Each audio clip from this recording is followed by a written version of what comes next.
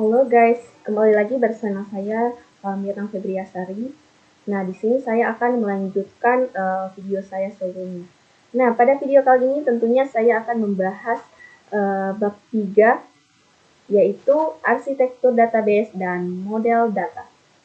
Nah, arsitektur database ini itu mengacu pada struktur dan organisasi dari DBMS yang mencakup berbagai komponen yang bekerja sama untuk mengelola dan mengakses data secara efisien.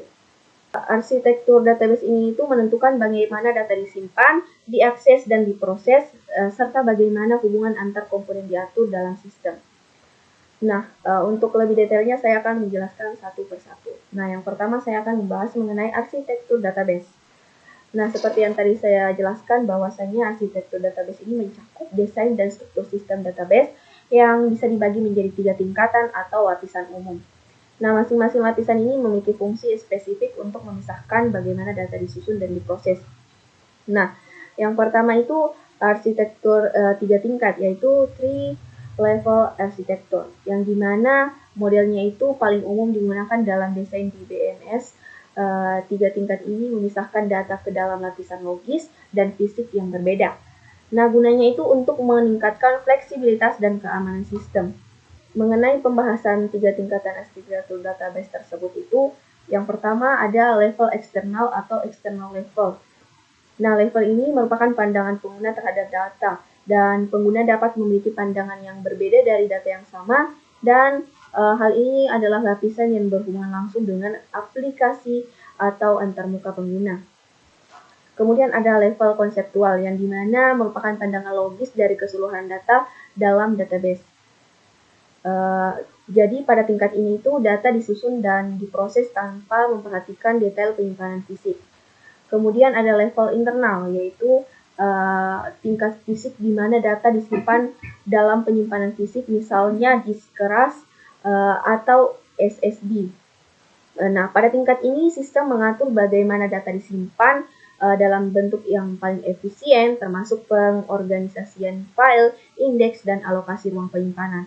Nah, kemudian level ini juga mengelola optimasi kinerja dan pemeliharaan data. Nah, keuntungan dari arsitektur 3 tingkat sendiri, yang pertama ada independensi data, yaitu perubahan pada satu tingkat tidak mempengaruhi tingkat lainnya. Misalnya perubahan dalam penyimpanan fisik tidak mempengaruhi cara data diakses atau ditampilkan oleh pengguna. Kemudian fleksibilitas, di mana pengguna itu dapat memiliki pandangan berbeda terhadap data tanpa mempengaruhi struktur fisik atau logis.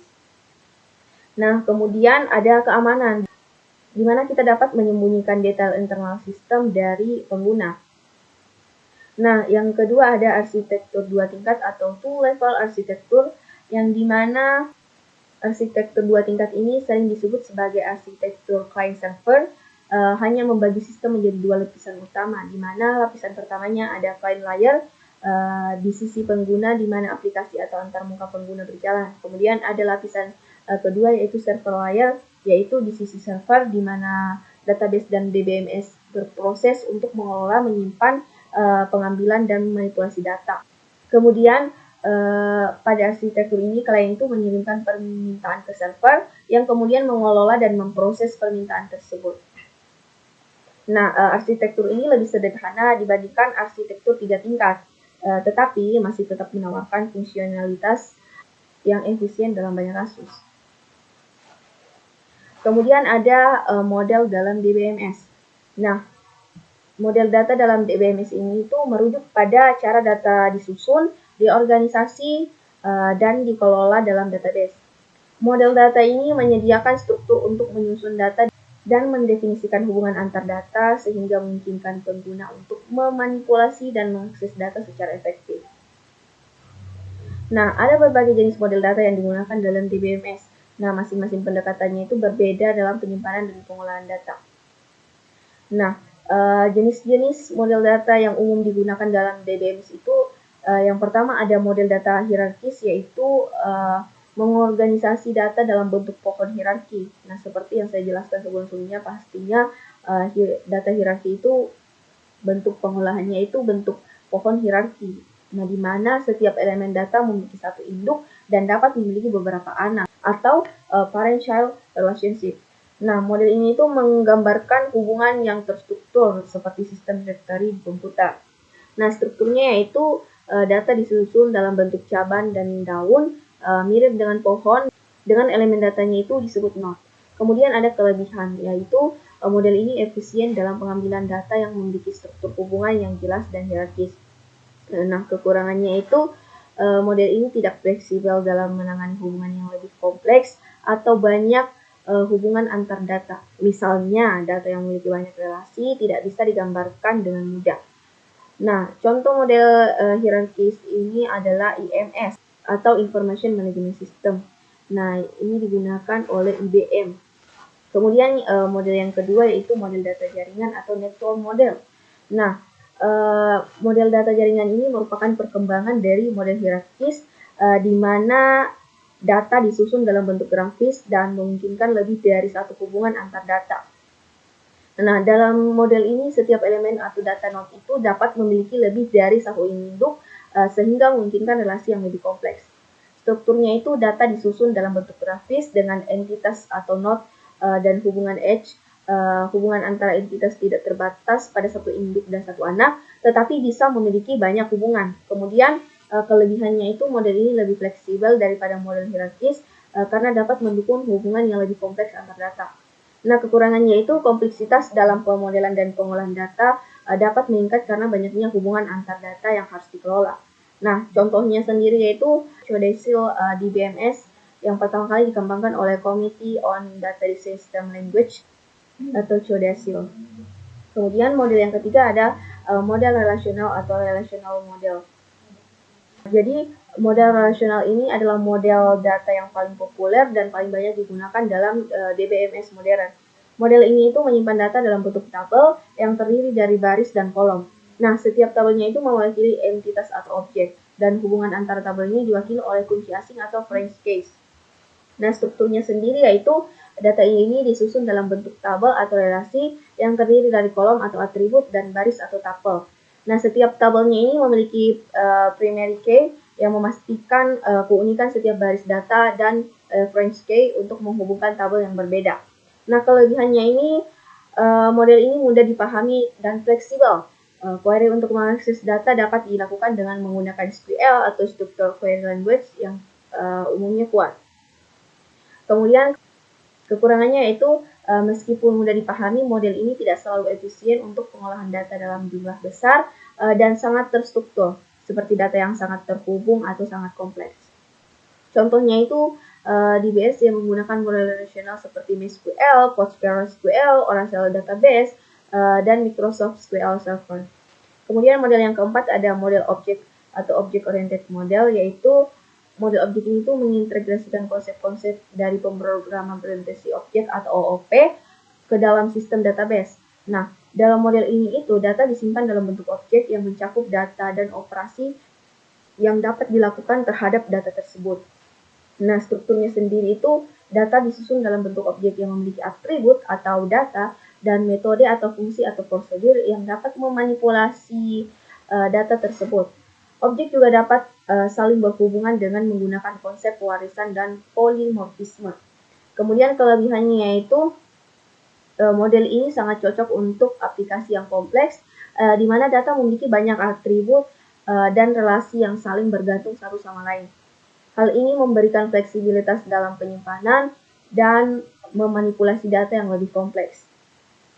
Kemudian kekurangannya itu pengolahan model objeknya itu dapat menjadi lebih kompleks dan lebih sulit diintegrasikan dengan sistem database rasional yang lebih sederhana. Nah, selain itu kinerjanya dapat terpengaruh pada volume data yang sangat besar. Nah, contoh di BMS yang mendukung model objeknya ini yaitu ObjectDB dan DB4O. Nah, kemudian model yang kelima ada model data dokumen atau dokumen model. Nah, model data dokumen ini tuh menyimpan data dalam bentuk dokumen yang seringkali berformat JSON, yaitu JavaScript Object National, yaitu JavaScript Object Notation, atau XML, yaitu Extensible Markup Language. Nah, dalam model ini itu setiap dokumennya itu berisi pasangan kunci nilai, yaitu key value pairs, dan data dapat disusun dalam format yang lebih fleksibel daripada model relasional. Strukturnya sendiri itu datanya disimpan dalam dokumen dengan format kunci nilai atau JSON atau XML yang memungkinkan struktur data yang lebih fleksibel dan tidak terstruktur. Kelebihannya, model ini sangat berguna untuk aplikasi yang menangani data semi-struktur atau tidak terstruktur dan dapat dengan mudah mengakomodasi perubahan struktur data tanpa merusak sistem yang ada. Kemudian kekurangannya itu meskipun fleksibel, model ini tidak memiliki integritas referensial dan konsistensi yang terjamin seperti dalam model relasional. Nah, hal ini tentunya bisa menyebabkan data menjadi lebih sulit dikelola dan sebagainya. Contoh DBMS ini menggunakan model dokumen seperti MongoDB, CouchDB, dan Couchbase. Kemudian ada yang keenam yaitu model data key value. Nah, model key value ini adalah model yang menyimpan data yang paling sederhana dan menggunakan pasangan kunci dan nilai. Model ini sering digunakan dalam sistem penyimpanan NoSQL, di mana kuncinya itu unik dan digunakan untuk mengakses nilai yang disimpan.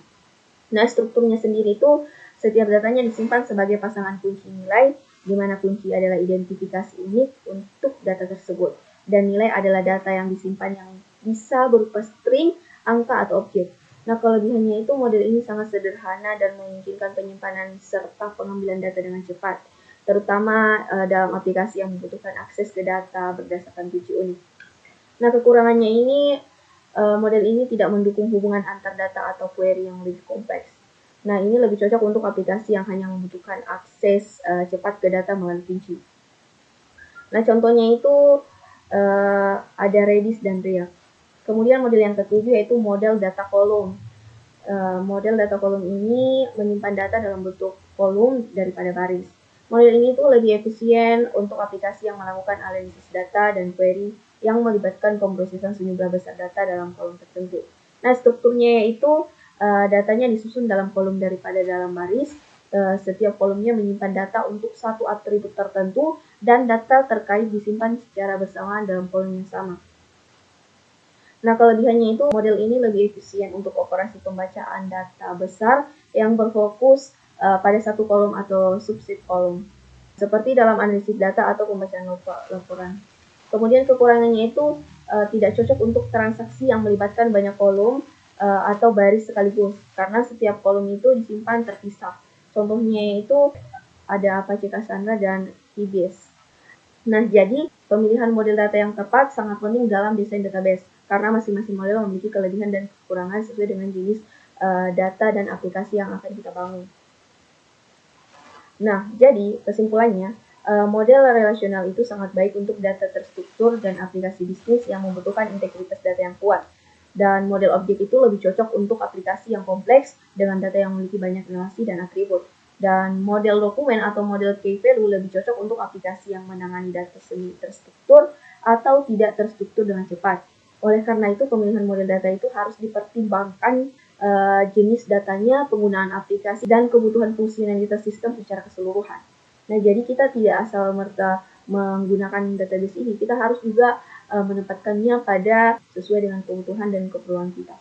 Nah, itulah pembahasan saya mengenai bab 3. Nah, video selanjutnya saya akan membahas mengenai pembahasan bab 4.